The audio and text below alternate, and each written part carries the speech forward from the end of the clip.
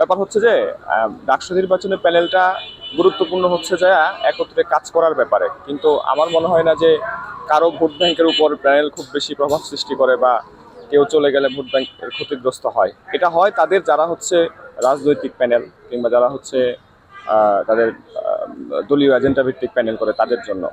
আমাদের যে প্যানেল, আমরা এটাকে বারবার বলে আসছি দলনিরপেক্ষ স্বতন্ত্র প্যানেল, অর্থাৎ আমাদের এখানে প্রত্যেকের নিজস্ব ভোট ব্যাংক আছে, প্রত্যেকের নিজস্ব পরিচয় আছে।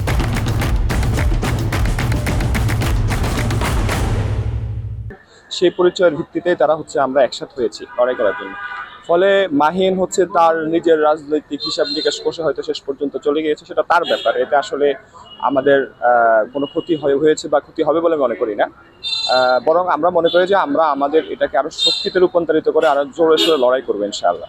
না, একেবারে সরে যেতে পারে এটা এভাবে ধারণা করিনি, বাট হচ্ছে যখন সে আমার প্যানেলে আসছিল, প্যানেল ঘোষণার আগ দিয়েও তার দল থেকে তাকে প্রচুর পরিমাণে চাপ দেওয়া হয়েছিল, এক পর্যায়ে তাকে বহিষ্কারও করা হয়েছিল। ফলে এর পরে যখন সে টিকে গিয়েছিল, হয়তো ভেবেছিলাম যে হয়তো শেষ পর্যন্ত লড়াইটা করবে, কিন্তু তার দলের নেতারা বিদেশ থেকে আসার পর তার উপর পুনরায় নতুন করে চাপ সৃষ্টি করা হয়েছে। গতকাল রাতে আমার সাথে কিছুটা শেয়ার করেছে, তো ফলশ্রুতিতে সে তার চাপের কাছে আর নতি স্বীকার করেছে, আর টিকতে পারেনি। তার নিজেরও হয়তো বড় ভাই দরকার ছিল, সব মিলিয়ে।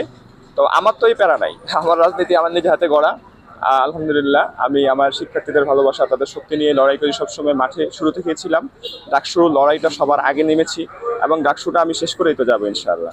এটা বাচ্চার ছাত্র দল না, এটা ছাত্র শিবিরেরও আছে। আমি সবার নামটাই বলি। বড় বড় বড় তিনটা প্যানেলের ব্যাপারে অভিযোগ আছে, এবং ওটা শুধু বাহিরে না, হলের ক্যান্টিনগুলো তো খাবার খাওয়ায়, এবং সেখানে কোনো এক হলে গত 3 দিন আগে হল প্রশাসন নিজে এসে ধরেছিল এক সেন্ট্রালের বিপি প্রার্থীকে।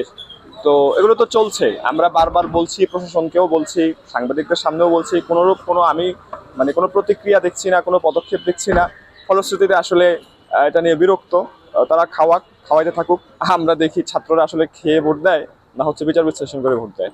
এটা তো আচরণবিধি লঙ্ঘন। তারপরে এখন কি বলবো, আচরণবিধি লঙ্ঘনের ব্যাপারে তো আমরা বারবার অভিযোগ জানাচ্ছি, প্রশাসনের নাকের ডগায় হচ্ছে, একটা ওপেন সিক্রেট, কিন্তু তারা কিছু করছে না। আমি হাতে নাতে ধরার পরেও কোনো শোকজ দেয়নি। ফলশ্রুতিতে আমি কি করতে পারি এই জায়গায়? ফলশ্রুতিতে আমাদের কথা হচ্ছে যে আমরা শিক্ষার্থীদের উপর ভরসা রাখি যে তারা হচ্ছে খাবার তো খেতেই পারে, খিদা লাগলে সবাই যে কোনো এক বড় ভাই খাওয়াচ্ছে খেতেই পারে, কিন্তু ভোটটা যে খেয়েই দিবে এটা আমি বিশ্বাস করি না। আশা করি যে হাইপে তারা খাওয়াচ্ছে সেটা ভোটের দিন তারা জবাব পাবে। আমার ভাবনা হচ্ছে, আমি শুরু থেকে লড়াই করছি। আমার লড়াইটা আসলে একাকী। আপনারা যারা জানেন আমার লড়াই হিস্ট্রিটা, যারা জানেন আমার লড়াইটা শুরু থেকেই একাকী। বাকি আমি সবসময় যখনই যে ইভেন্টে আমি যুক্ত হয়েছি, সেই ইভেন্টে মানুষজনকে অর্গানাইজ করার আল্লাহ তাআলা এই দক্ষতা আমাকে দিয়েছেন, মানুষজনকে নিয়ে চলি আর সততার জায়গা ঠিক রাখি, যার কারণে সবসময় আমি মানুষজনকে পাই। তো আমার প্যানেলটাও সেভাবে হয়েছে, সবাই স্বতন্ত্র, বাট সবাই বিশ্বাস রেখেছে, আস্থা রেখেছি। এভাবে আমরা লড়ছি, লড়াই করবো শেষ পর্যন্ত। একটু পরে আমাদের মিটিং আছে, আজকে আমাদের 2টা প্রজেকশন মিটিং আছে মেয়েদের 2টি হলে। ইনশাল্লাহ সবগুলো নিয়মতান্ত্রিক হবে, লড়াই চলবে।